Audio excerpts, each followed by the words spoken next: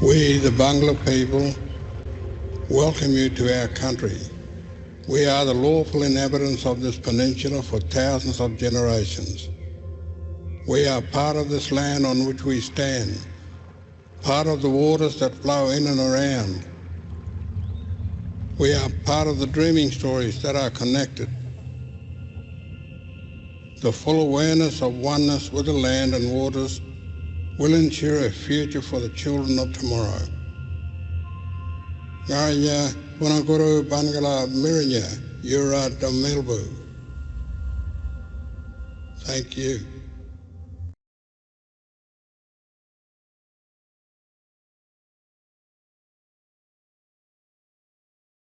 Thank you, everyone, and welcome to tonight's meeting.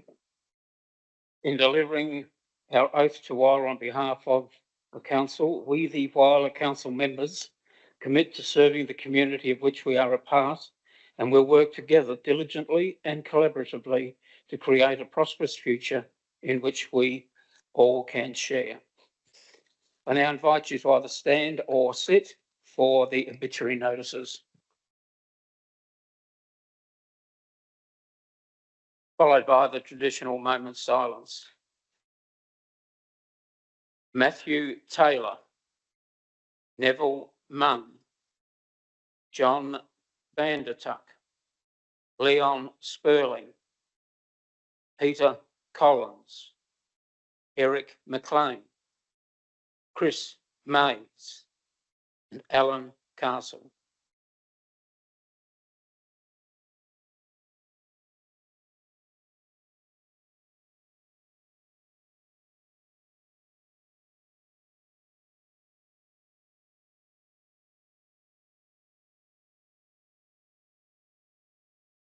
Thank you.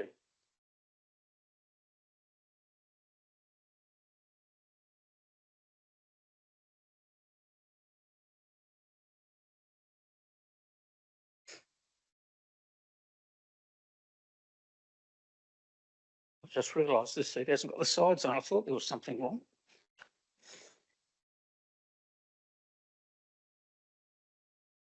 Item 4, our attendance record. We have an apology from Councillor Border and we have a leave of absence for Councillor Todd.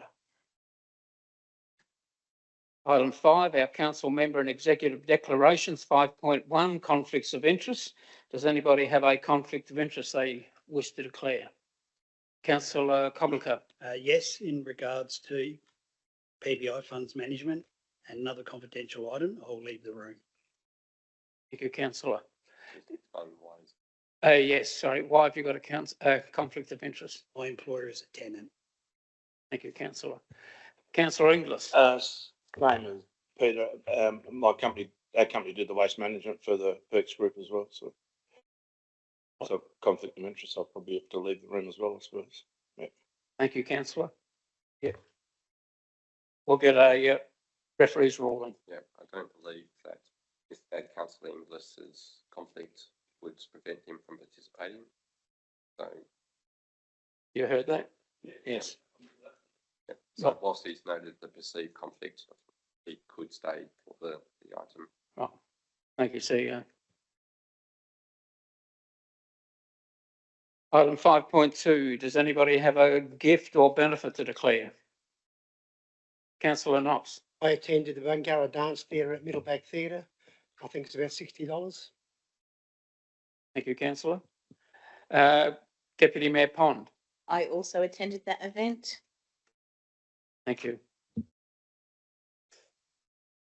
Item 6.1, the minutes of the previous meetings, confirmation of the minutes of the ordinary council meeting held on Monday, 16th of September. Move Councillor Knox. Yep. And seconded Councillor Inglis. I'll put the motion. Those in favour? Against? Carried. Thank you. Item 7, matters adjourned or laid on the table. We have nil. Item 8, we have a deputation. And I do need to call for the deputation only. I do need to call for a mover to go into confidence. Would somebody care to move that motion? Councillor Inglis, seconded Deputy Mayor Pond. I'll put the motion. Those in favour? Against? Carried. That unfortunately to our gallery means we have to ask you to leave until this matter has been adjourned or completed. And we also note for the purpose of the minutes that whilst the public is to be excluded, that our chair of our Audit and Risk Committee will stay in the meeting, given that this obviously relates to council's finances. Yes.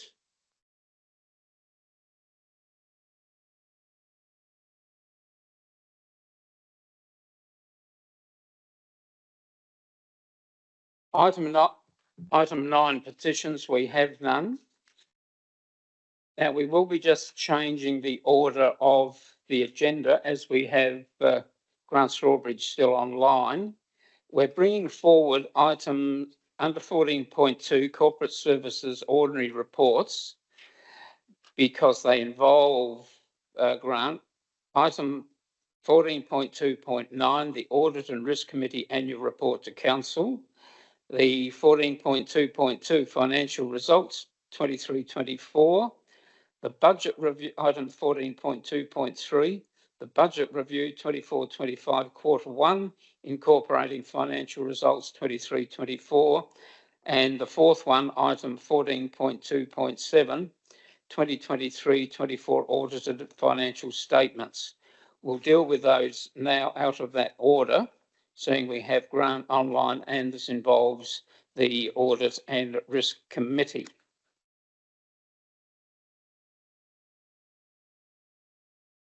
So the first one, I will refer to the CEO as to whether there is any further discussion.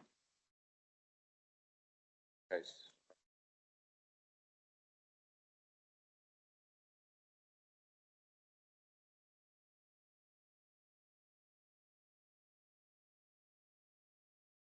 Right. Talk to the report and then make comments on the other items, and then we'll deal with the items one by one. Right. Are you still on board there, Grant? Yes, I am, Phil. Let's see if we can get the volume up.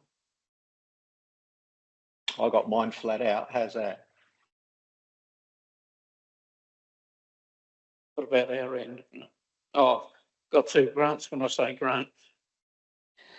We're looking at 14.2.9. If you wish to make comment on the Audit and Risk Committee annual report to council, and then whether you've got any comments on the other three items we've mentioned.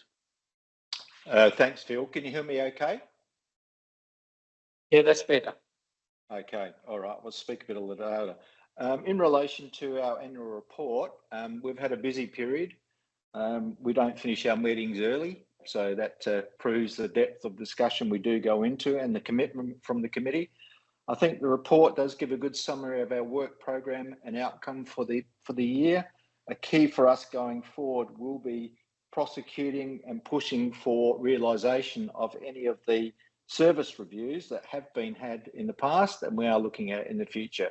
So we definitely want traction out of the external reviews that have been undertaken by BDO. So that's a key focus for us, as is the financial sustainability long term.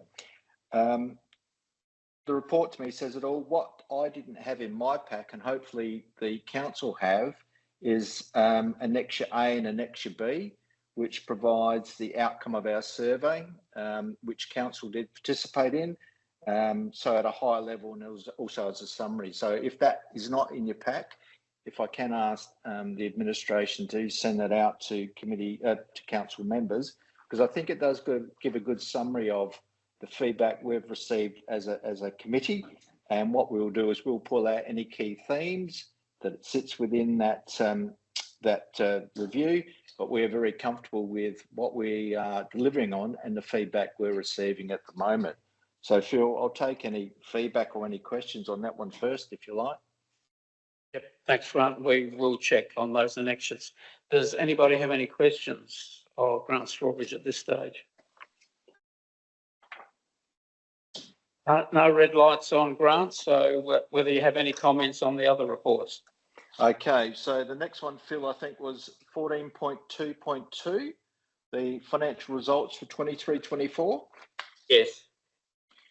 Okay, well, we can't change them. That's the first comment. They are what they are. I think the key message that came out, and this is captured in the minutes of the Audit and Risk Committee, which is in page 22 of the pack that Council would have received, is that we've seen the timing differential of the financial grant. That doesn't concern us. It's just a writing of payments that were paid in advance before, but we tend to take it on, if I can call it, an accrual basis or when it relates to.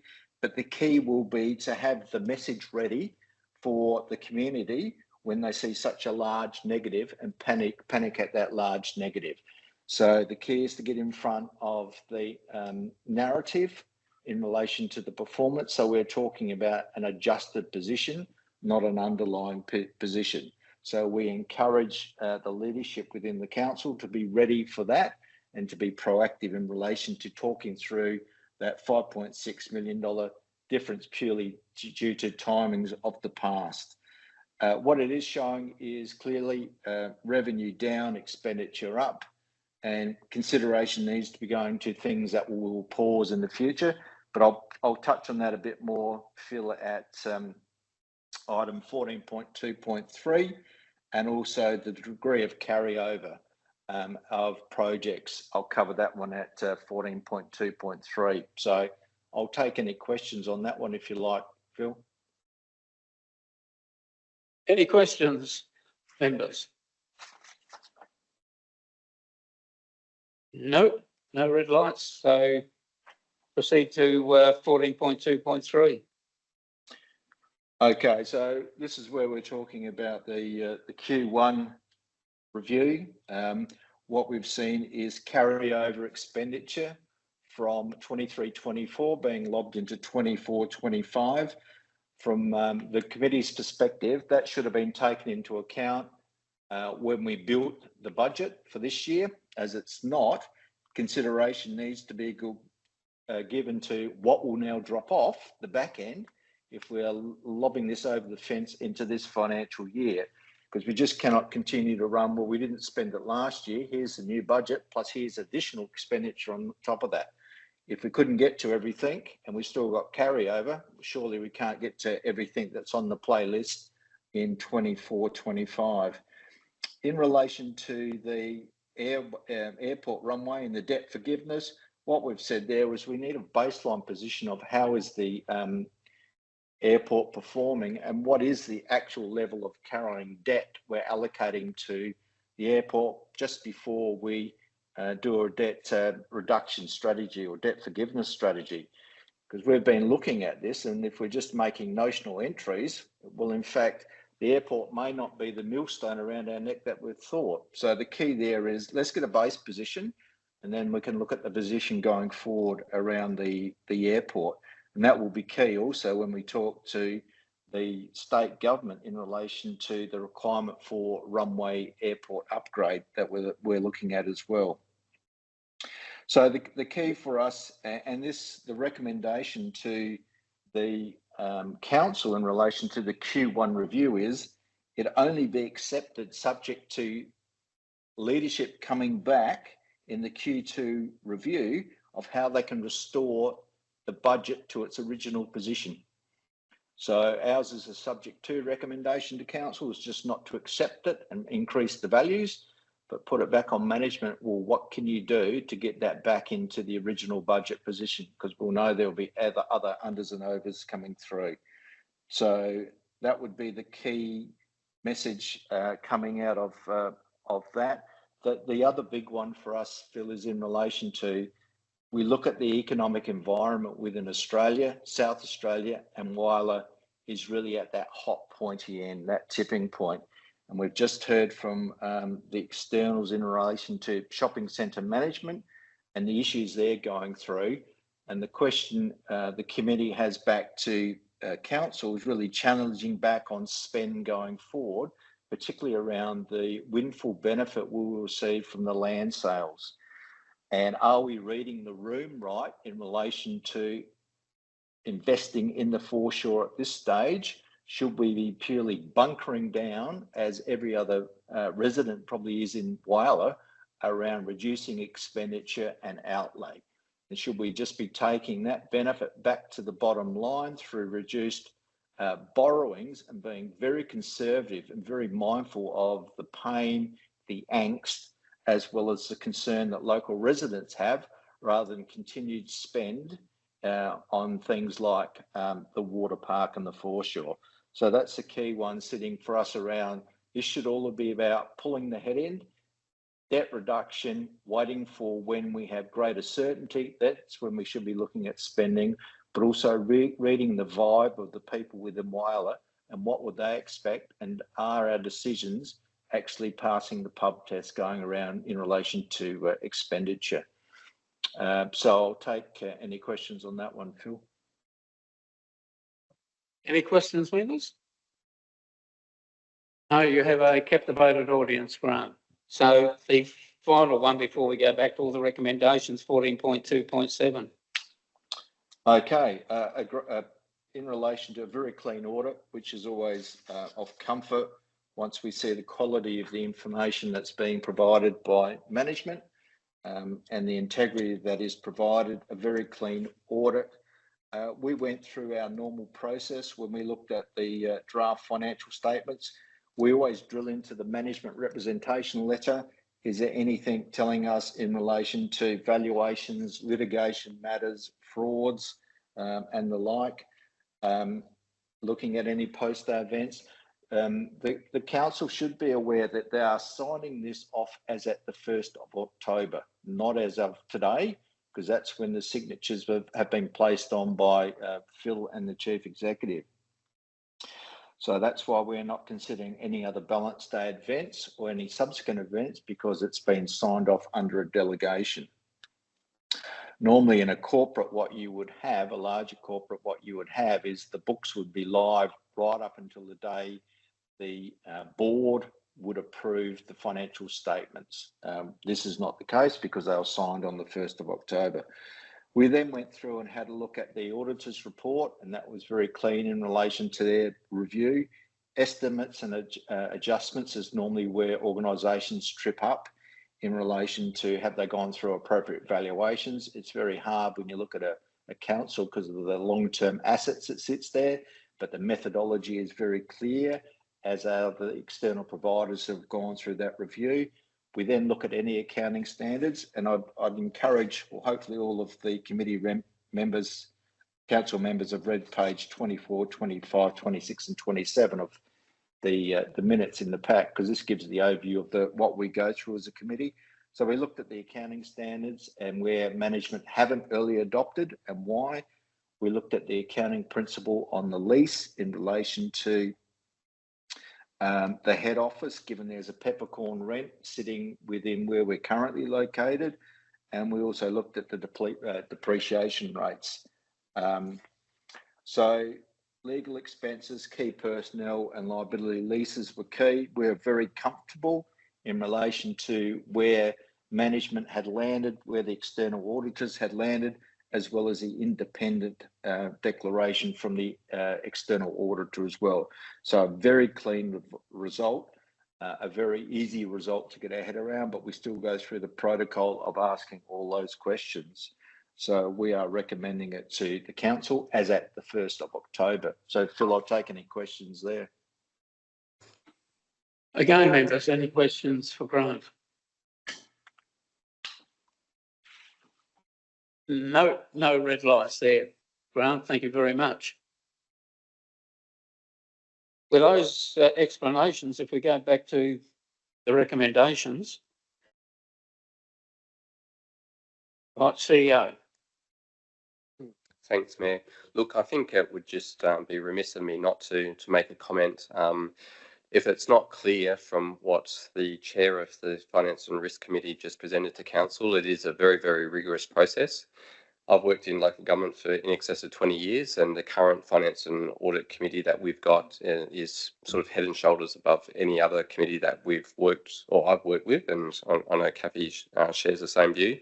So whilst you didn't get any questions back from the councillors tonight, Grant, I think I just wanted to echo that, we appreciate the work that the Finance and Audit Committee does do, and to assure councillors that the meetings are long and arduous, which, as administration, it's a bit of a double-edged sword. Sometimes you can sort of raise the eyebrow and think, do we need to go through, all of these somersaults and cartwheels? But at the end of the day, we appreciate the rigour and the thoroughness that the Audit and Risk Committee brings to the review of the financial statement. So just wanted to mention that before council deliberates on the recommendations. Thank you. I certainly echo those sentiments. Highest respect I have for the Audit Committee, and I'm very thankful, and I think other elected members would agree, that we have them as our Audit and Risk Committee. So yes, certainly from me also, Grant, thank you so much for what you and your team are doing for us. Thanks, Phil. I'll pass that on to committee members. We'll go back to the first report there, 14.2.9. We have the recommendations in front. I will just check they're the right recommendations. We're not making any changes. Do we have anything to add as A, B and C? Oh, sorry, Councillor Knox. Just happy to move the recommendation. Right, move Councillor Knox. Do I have a seconder, please?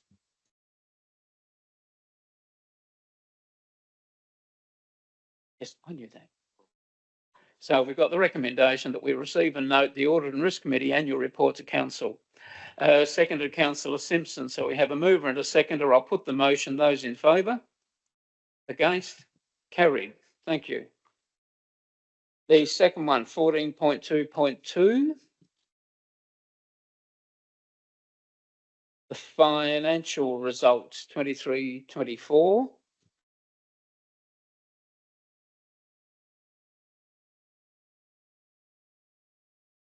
We have the recommendation that Council notes the audited financial results compared with the original budget of Council for the financial year ending 30th of June 2024. Councillor Knox? Moving. Moving. Deputy Mayor Pons, you're seconding? Yep. We have the motion. I'll put the motion. Those in favour? Against? Carried. Thank you. The third one, item 14.2.3. The budget review 24-25, quarter one, incorporating financial results 23-24. We have a two-part recommendation there.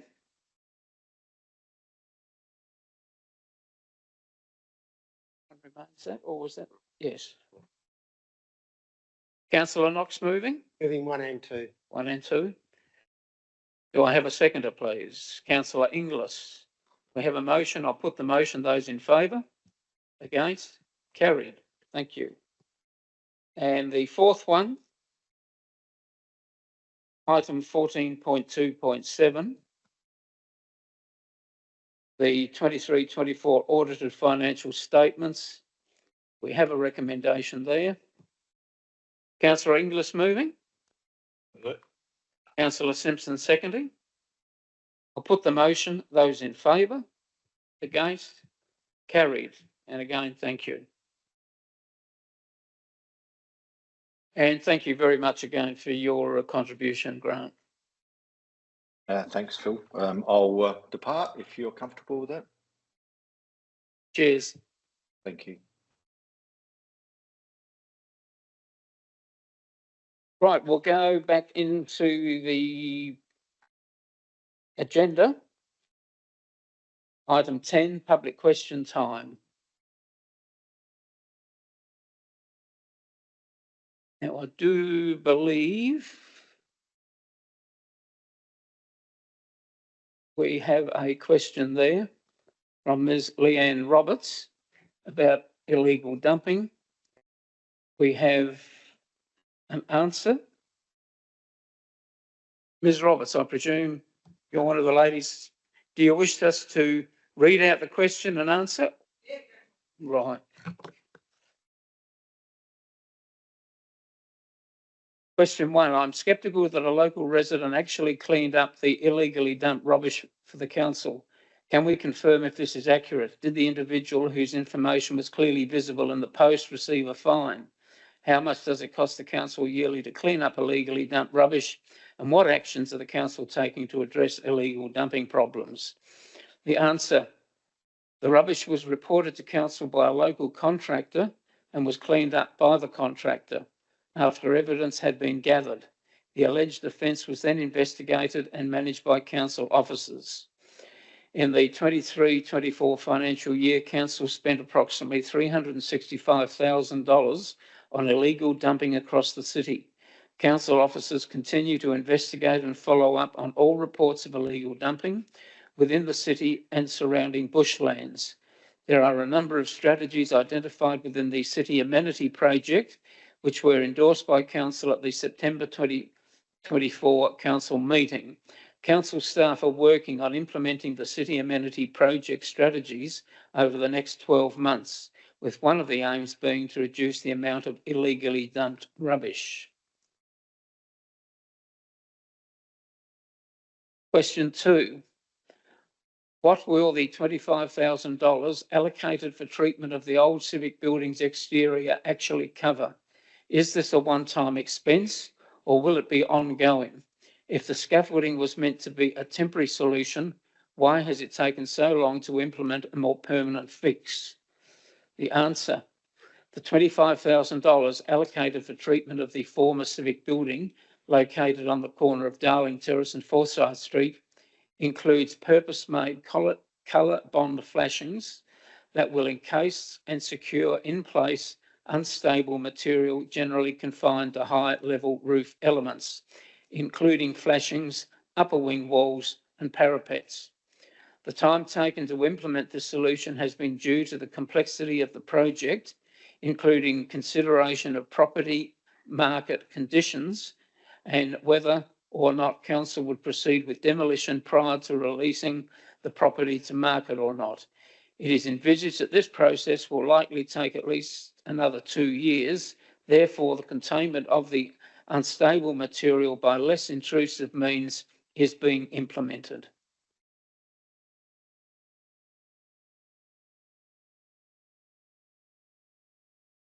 Question 3.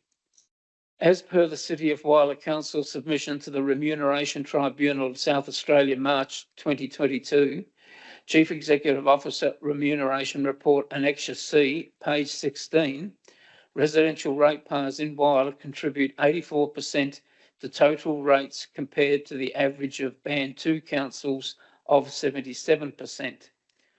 Whyalla ratepayers are contributing 7% more than other Band 2 councils. Can you explain why? Is this figure still applicable at this time or has it increased beyond 7%? The answer: the percentage of rates contributed by residential ratepayers in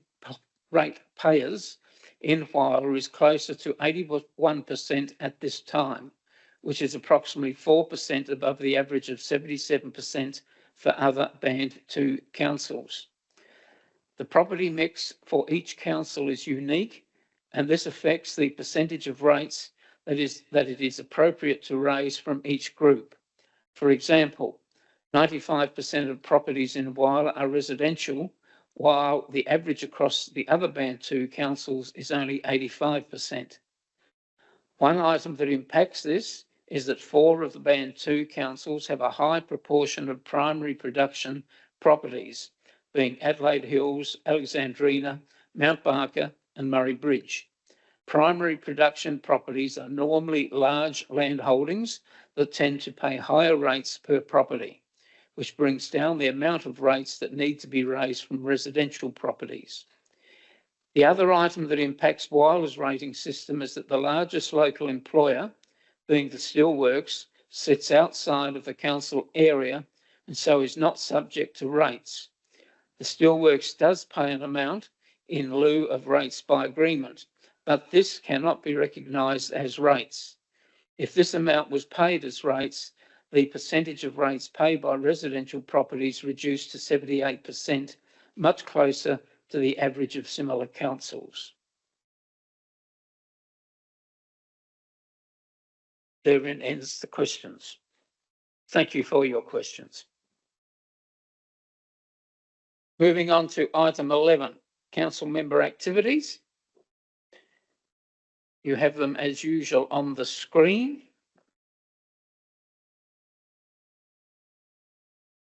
Some lengthy lists there.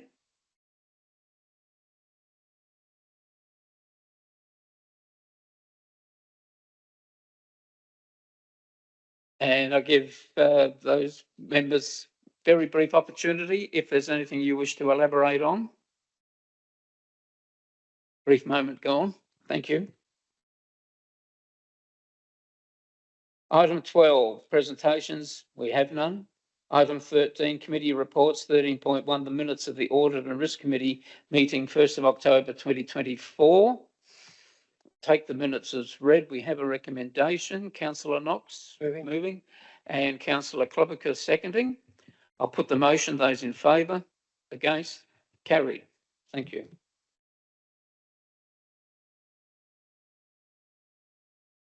Item 14, reports from council officers. 14.1, the Office of the Chief Executive, his ordinary reports.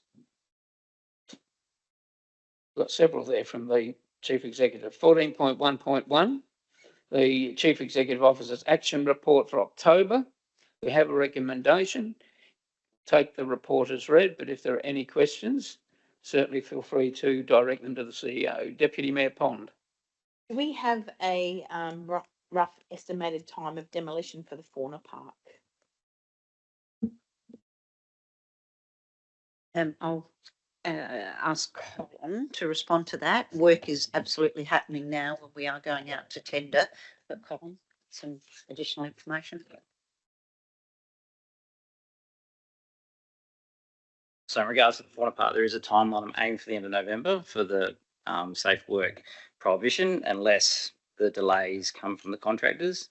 I've met with 3, just waiting for the RFQs to go out. Asbestos has been tested, and we've got 2 contractors on the hook for that. We're just waiting for a second quote to come in. So my intent is to try to achieve that before the end of November. All things lined up. Yeah. Thank you, Deputy Mayor. Councillor Simpson. Your meeting with Claudio Asperti, I noticed you had one. How'd you go with that? Can you summarise that first? Yes, through the Mayor. So I've met with the Aspertis on a number of occasions now regarding Club Italico. The current lease, land lease that Council has with the Club Italico has expired, and the club rooms haven't been used for a number of years. I think it's about 4.5 years since they've last been actively used. So I've had a number of discussions with the Club Italico about their aspirations and vision for the club rooms and how that aligns with, or otherwise, with Council's desire to have shared use facilities. And through those discussions, the Club Italico are very open to having multiple users of the space. And as recently as Saturday week ago, had the opening of the Filipino Cultural Association, who started to use the facility. There has also been some discussions about Westland United potentially using that building as well, but I'm not sure how progressed those discussions are. So essentially, I have indicated to Club Italico that as CEO, I'm prepared to grant an extension of their land lease, subject to them having multiple users of the facility in line with Council's shared use arrangements. And I need to now put in place that land lease. So it is good to see the club rooms now being reactivated and used. We, at this point in time, anticipate that the work that Office of Hydrogen Power are looking at and the potential investment in rec and sport and cultural activities around Jubilee Park, where their planned temporary accommodation facility might potentially also contribute some dollars to freshening up some aspects of the club rooms. So in short, it is good to now see it starting to be reused again. And one more, you had a meeting about local buy foundation. What was that about? Yeah, so BHP actually provide funding to different organisations to support local businesses and local economies. One of the opportunities that is currently being explored across Port Pirie, Port Augusta and Whyalla is to potentially do a joint project where we could collectively invest in some support to support not only councils seek external or grant funding, but also community and businesses across the three cities. And to actually have those businesses essentially sign up and have the details of what they might provide in terms of community benefits. It's a bit of a step process. An application is currently being developed in the first instance to be looked at by the three councils. No commitments have been made just yet. But the opportunity to potentially work with proponents that are looking at doing major projects in and across the region. Many of them will have like some sort of community benefit type arrangement. Just as a generalisation, many councils, many communities don't usually know how best to leverage the most out of those community benefit funds. So the local buy foundation might be a way that we can also look at a more strategic approach to how the three councils manage those types of community grants going forward as well. So there was the first discussion. Obviously, some more needs to follow, but it was a very productive conversation. Councillor Knox. Just wondering what you can tell us about the meeting you had with Invest SA and Zero Petroleum. Yes, so the Invest SA and Office of Hydrogen Power accompanied a delegation from Zero Petroleum to do a visit to Whyalla back in, I think it was March of this year. The Zero Petroleum were invited to attend the Adelaide Motorsport Festival and attended, and at that festival actually raced a motorcycle that was 100% fueled on synthetic fuel. So Zero Petroleum is a UK-based company that manufactures basically fuel, both diesel, unleaded and aviation fuel in a laboratory. So instead of using fossil fuels as we do at present, they can manufacture it all in a lab. The key ingredient that they need to manufacture fuel is hydrogen. So back in March, the state government entered into a memorandum of agreement, understanding, not sure what the language was, to work collaboratively with Zero Petroleum to jointly explore the opportunity for the manufacturing of synthetic fuel to occur in South Australia. And given the key resource that they need for it is hydrogen, they've got a very, very strong interest and focus on Whyalla. So the visit was essentially for Zero Petroleum to come and do some due diligence and to come and have a look and see what Whyalla is and where it is and what we've got here. And the feedback that we did receive both during and following that delegation was very positive. So this Invest SA, in conjunction with Office of Hydrogen Power and working with Zero Petroleum, are currently doing a feasibility assessment for a manufacturing facility to produce or manufacture synthetic fuel. And there is a possibility, no, don't create any expectations, but a possibility that that facility could be located in or near Whyalla. Early days, but a very promising opportunity. Thanks, CEO. Thanks, Councillor. Any further items to direct to the CEO? Otherwise, we have a report 14.1.1 with a recommendation. Moved Councillor Simpson, seconded Councillor Inglis. I'll put the motion. Those in favour? Against? Carried. Thank you. 14.1.2, the closure of council facilities during the Christmas and New Year period. It is so close. This is a standard report with a fairly standard set of recommendations there. I'll refer to the CEO if anybody has questions. Councillor Knox. Moving. All right. Deputy Mayor Pond seconding. Take the report as read then. We have the motion. I'll put the motion. Those in favour, or the motions, the recommendation. Those against, carried. Thank you. 14.1.3, the council meetings, Christmas and New Year. Again, we have a two-part recommendation. I'll refer to the CEO if anybody has questions. Otherwise, would somebody care to move the recommendation? Move Councillor Simpson, seconded Councillor Westerman. I'll put the motion. Those in favour, against, carried. Thank you. Who would vote against it? Thank you. 14.1.4, the 2025 Australia Day Awards judging panel with a recommendation and a need for a couple of names to be filled out. I'll refer this to the CEO if anybody has comments they wish to make.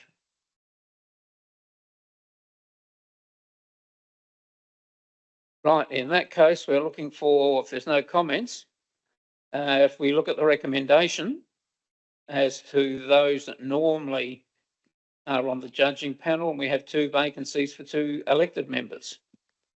Deputy Mayor Pond and Councillor Westerman. You putting your hands up? Yes. Yes. Does anybody else wish to put their hand up?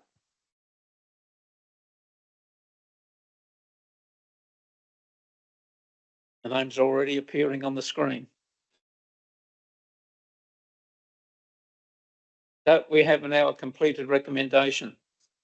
If there's no further discussion, I'll put the motion. Councillor Knox. Moving it. Do I have a seconder? Councillor Simpson. I'll put the motion. Those in favour? Against? Carried. Thank you. Item 14.1.5, the Joy Baluch Award, 2004 nominations. We have a recommendation. I'll refer to the CEO if anybody's got questions or comments. If not, does somebody wish to, Councillor Knox, moving the motion. Do we have a seconder? Councillor Inglis. I'll put the motion. Those in favour? Against? Carried. Thank you. 14.1.6, the election of an LGA president. Our task is to fill the gap with a nomination for the position of LGA. Some of you, who might be a minority, had access to the EPLGA's recent meeting in Port Lincoln when the 5 nominees were given an opportunity to speak. We've all had information. Refer any comments or questions to CEO before I call for your thoughts. Councillor Simpson, you flashed on and flashed off. Any comments, CEO? No, it's really in the hands of the elected members. So, Councillor Simpson. I was going to nominate Dr. Heather Holmes Page, who I read about quite often about her and the others, and I thought she fit the bill better. Right, we have a nomination from Councillor Simpson. Deputy Mayor Pond. I watched all of the nominees put a presentation together at the local LGA conference. I was very impressed with Dr. Jane Lomax-Smith. She seemed to have a lot of experience, a lot of answers to the questions that she was asked. She's very close, which means she can get there whenever needed quite quickly. Yeah, her presentation really stood out to me. Thank you, Deputy Mayor. Has anybody else got other thoughts or comments? whether you're supporting either of those or others. Councillor Knox. I would support Jane Lomax Smith. And I think probably everybody knows, but this is done on a rotational basis. So it's country one year, Yeah. metro the next. And this year it's metro. Is it every year or every 2 years? Yeah, I think it's every 2 years. Yes. So we've got two names that have been put up. Dr. Heather Holmes Page and Lomax Smith. Do we just switch to put it to the vote? Yep. No, we need one. You can do a vote first to determine. Yeah. So do a vote first, just show of hands. Yeah. So we get an indication if there's a majority support for one, and then whoever gets the majority support then goes through for the formal motion. All right, can we have a show of hands for Dr. Heather Holmes Page? Your councillor. Oh, sorry, yeah, Councillor Westerman. We have two there. Show of hands for Lomax Smith. Oh, no, I can't vote. Sorry. Drac. Yep. All right.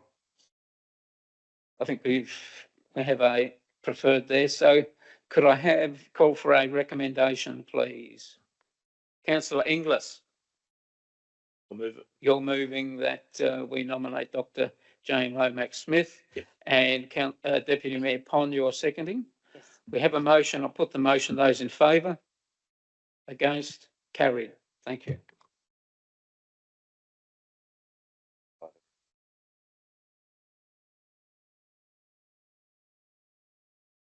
Right.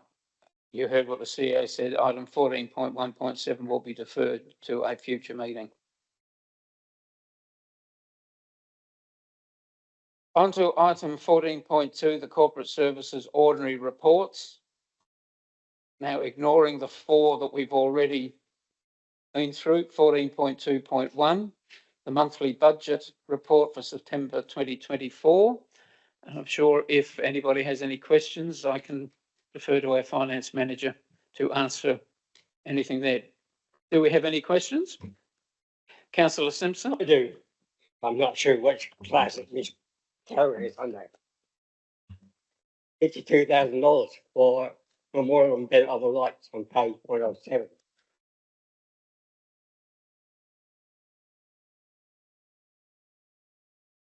That's part of it. I've already passed that report, but I can. Okay, that's what I meant. I got nothing then. So that was some rework on those lights. So that's been completed in the previous financial year. Thank you, Councillor. Any further questions or comments? Councillor Klobuchar. Just I forgot to ask a question before, just in regards to 23-24. You mentioned in the commentary there was a $50,000 increase in water costs for a leak that's been hard to find. Have you been able to find that? Because that's a fairly significant cost. It is. It's the joy of managing this site here. But yes, it has been located and rectified. It was in the irrigation that we've obviously is a legacy issue of us taking over this site. Got a peppercorn lease, but we have to deal with the water and the irrigation system. So, Thank you. Any further questions? Add to that, just you might think it's hard to miss a leaking pipe to that extent, but it was actually a subsurface irrigation pipe out in the grassed area, so it wasn't easy to see. So that's why, unfortunately, it's been leaking for some time before it was able to be rectified. If there are no further questions, we have a recommendation the Council receives and notes the monthly budget report for September 2024. Would somebody care to move the recommendation? Move Councillor Westerman, seconded Councillor Campbell. I'll put the motion. Those in favour? Against? Carried. Thank you. Moving down to 14.2.4, Section 184 process update. I'll take the report as read. We have a recommendation, 2 parts. If anybody has any questions, I'll again refer those to our finance manager, Councillor Knox. Councillor Campbell's before me. Sorry, she comes down on the bottom of my list here. Sorry. I'm happy to move the recommendation. Was yours a question or moving? Councillor Campbell? Oh, right. Yes, certainly. I just thought I'd just a couple of comments just so everyone's clear on the resolutions that are before us. So obviously council a number of years ago passed a framework for the delegation that administration work under the Section 184 process. So the first resolution is just recognising that that we're moving ahead with commencing the Section 184 process on a number of properties that are non-primary places of residence. Obviously, the second resolution is the decision part for council. As it puts there, that's to commence the Section 184 process for a number of primary places of residence. And as outlined in the report, that does not commit council to go through the full process. They can stop that process at any point, but there is the possibility that that's the only way we're going to get any action from these properties that don't engage with council under any of our other processes, including the pre-Section 184 process, which is outlined in the report, have had some success, but some properties just do not engage. So I think that's just want to make that clear that that's what the report is talking to, but that just because council starts that process, they don't commit themselves to finishing it necessarily. Thank you. Councillor Campbell, are you seconding or question? Right, we have a motion moved by Councillor Knox. Would somebody care to second it? Yes. Do I say, is that seconding? Thank you, Councillor. We have a motion. I'll put the motion. Those in favour? Against? Carried. Thank you. 14.2.5, the annual report 23-24. You will have had a copy of it. Recommendation is very simple, whether there's any questions to our finance manager or the CEO. If not, does somebody wish to take the report as read or the recommendation? Deputy Mayor Pond. I'm happy to pass it, but just a quick comment. Just wondering if we could, too late for this year, but maybe next year look at adding our briefing sessions to that, just so the public are aware how often we actually are here, because only our meetings and our special meetings are recorded, but we're here a lot. No, thank you for that. Councillor Westerman. Happy to move it. Moved by Councillor Westerman. Note what the Deputy Mayor has said. Would somebody care to second it, please? Councillor Klobuchar. Sorry, Councillor Simpson, you were too slow. Yeah. No, of course not. I'll put the motion. Those in favour? Against? Carried. Thank you. I just wanted to say thanks to Molly for pulling everything together for the annual report. I don't want to I wrote the covering report, but that's it. Thank you.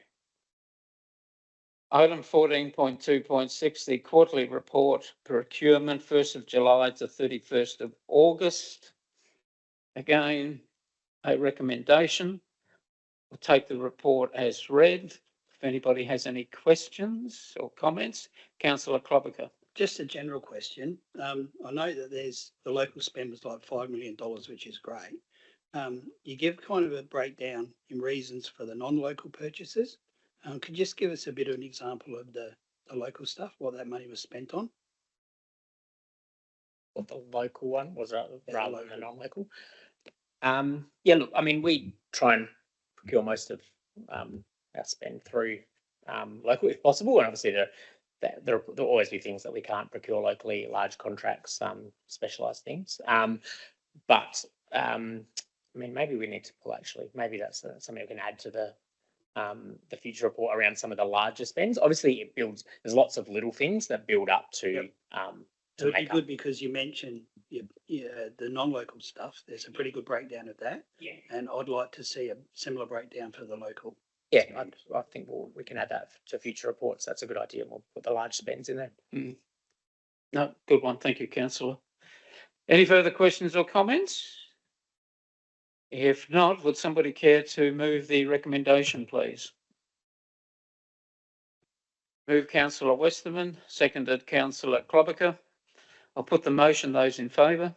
Against? Carried. Thank you. 14.2.8, the 2023-24 investment and loan performance report.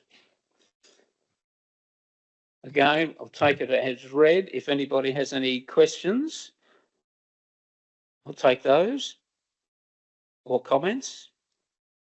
Councillor Knox? I'm a bit lost in trying to find the right page in the agenda on my thing here, but is this the one where we talk about the cash advance debentures? Okay, well, I've got a question. We started out last year, we had 11,500 at the 30th of June, and we've progressed to 20,800,000. Sorry, we've gone from 11 million and a bit to 20 million and a bit. Yep, I'm happy to answer. Is there any easy explanation of that, or have I missed something through my aged eyes? I mean, it's probably more broken down in the actual financial analysis report, like the budget versus actual, but I can talk through that. So 5.6 million of the increase relates to the timing of the financial assistance grant. So what happened was at the end of 22-23, the federal government decided to pay 100% of the financial assistance grants in advance. And then in 23-24, they decided to pay zero of it in advance, or they actually did. They just paid it on the 1st of July instead of on the 30th of June. So basically, it's one day later, on the Monday, we paid off about just under $6 million of loans on the 1st of July or the 3rd. So that's the big chunk of it.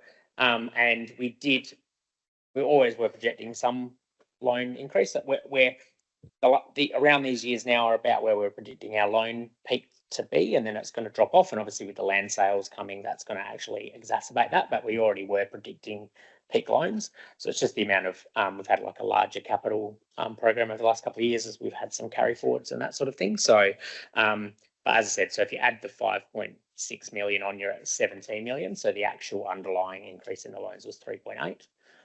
Yeah. Thank you. Any further questions or comments?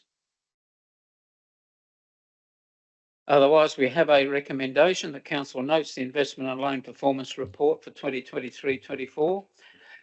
Move councillor Knox. Simpson. I'm second. All right. Then I'll swap them around. Councillor Simpson moves. Councillor Knox seconded. I'll put the motion. Those in favour? Against? Carried. Thank you. Item 14.3, City Growth Ordinary Reports. 14.3.1, Community Grants. We have a recommendation. We have a report. Councillor Deputy Mayor Pond. I would like to move this. I think it's very important that we support our arts. We put a lot of money into sport and rec, and sometimes we forget about a whole cohort of our community that are very much into the arts. Defaces do so much for our community, especially our youth. So I would love to move that. Thank you, Deputy Mayor. Councillor Knox. I'm seconding it, but in doing so, I'll just mention something that when Defaces were first set up, there was an arrangement based on council's funding at the time that they would do a free concert for council as needed, one a year. And I think we've only done it once when that was at, we did a Whyalla showcase event at the Adelaide Manor Hotel, just near Jepps Cross. And I'm going back into the 90s now, but it was very well received and they did an excellent performance. So maybe it's something we keep in mind for future things. Yeah, thank you, councillor. We have a mover and a seconder for the recommendation that we approve the community grant totaling $5,000 to Defaces of Youth. I'll put the motion. Those in favour? Against? Carried. Thank you. 14.3.2, the Australia Day 2025 event proposal. Take the report as read. We have a recommendation. Councillor Knox? Moving the recommendation. Right. Councillor Inglis seconding? Seconding, yep. In that case, I'll put the motion. Those in favour? Against? Carried. Thank you.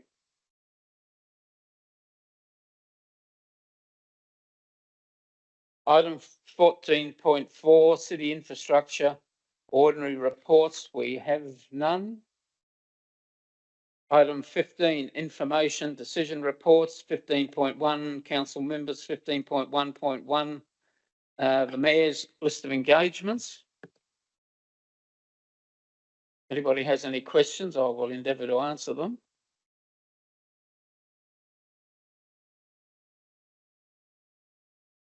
Councillor Inglis.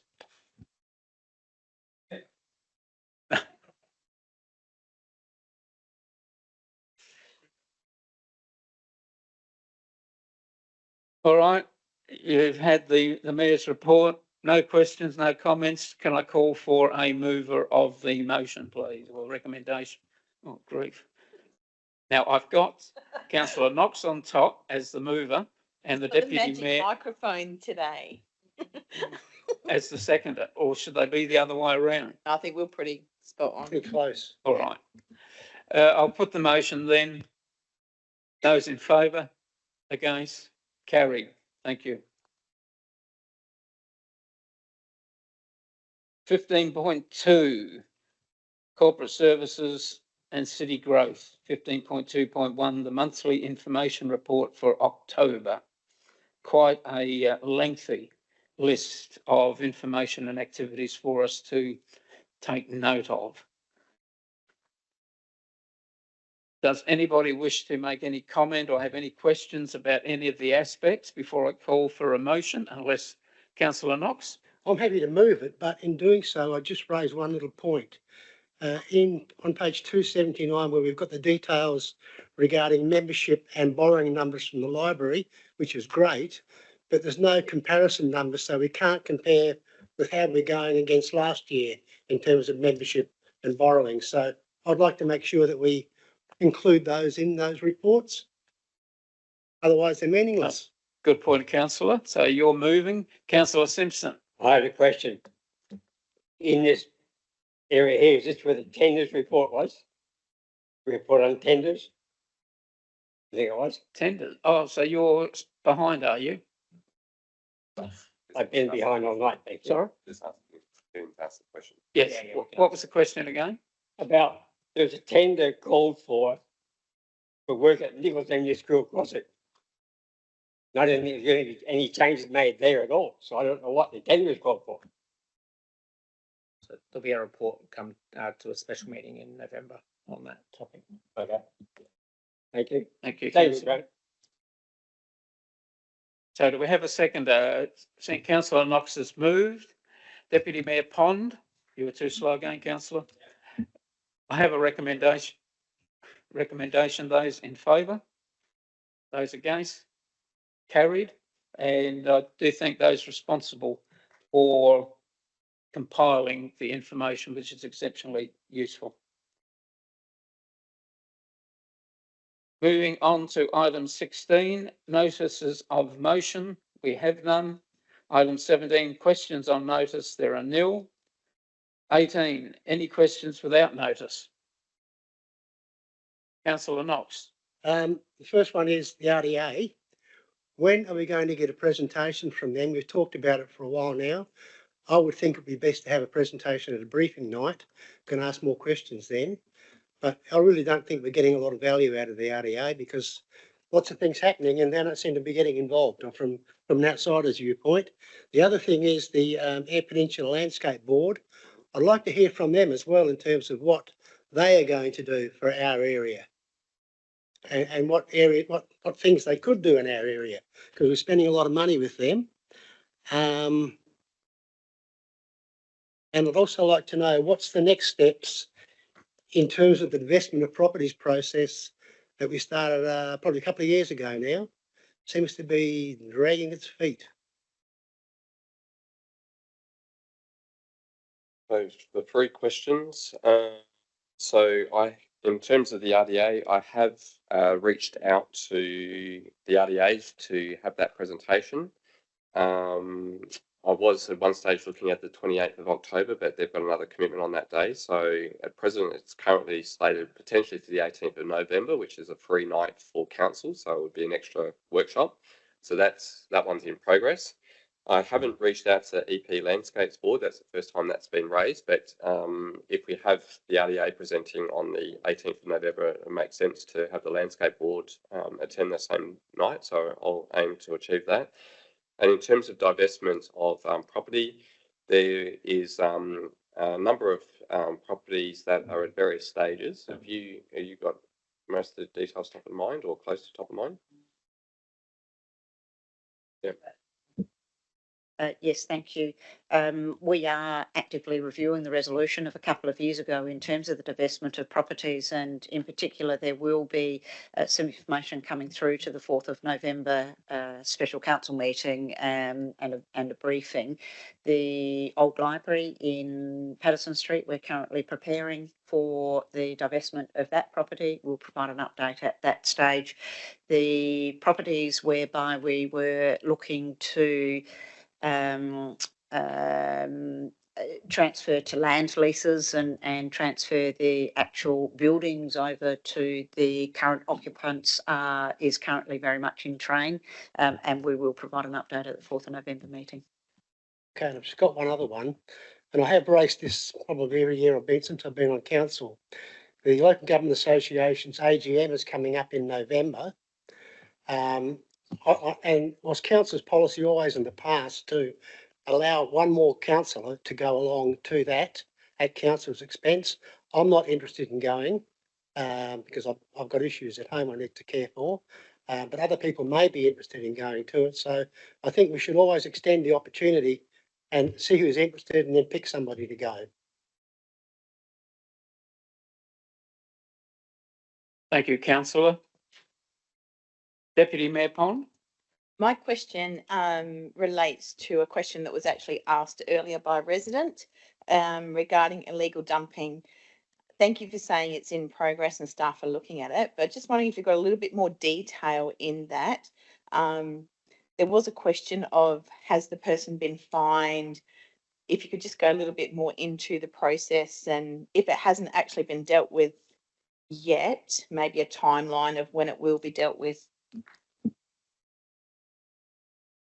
Yes, thank you. Through the mayor, the matter has and is in the progress of being investigated. The timeline will be, another week, another 2 weeks in terms of the conclusion of that.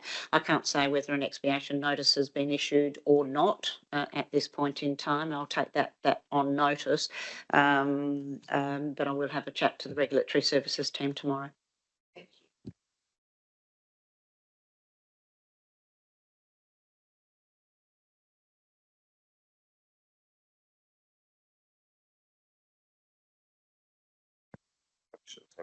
In regards to Councillor Knox's question, whether if elected members would like to respond to the CEO by email, and then we'll see who puts their hands up and how we handle it.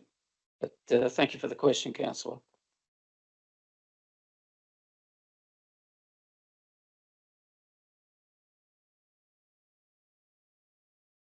Now, there was questions without notice. Any motions without notice?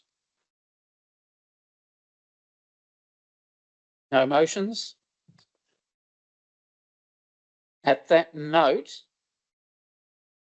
as we're now about to go into a consideration of confidential items, we will take a break.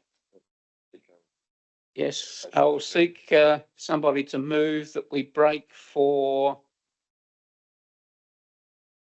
20 minutes because we're 10. You'll be sorry. As Mayor, I will seek a motion that we break for 15 minutes. Would somebody care to move? Deputy Mayor Pond, seconded Councillor Campbell, that we break for 15 minutes. That means we're back here at 7:20, according to the timepiece here.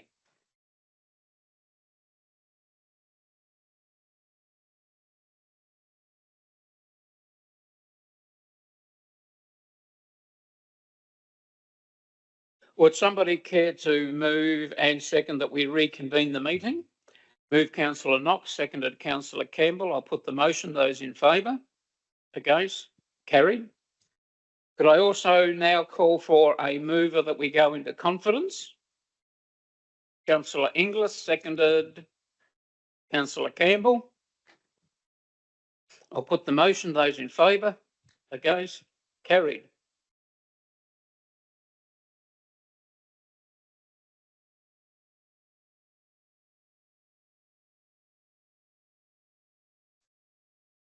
We're now back into the open meeting, and at 20 minutes to 9, unless there's any other business, I will declare the meeting closed. You have a list of the date of meetings there. Oh, we love them, don't we? Thank you, administration, for such a wonderful couple of weeks coming up. And don't forget, training on Saturday. Can't wait. No, thanks very much for everybody's input.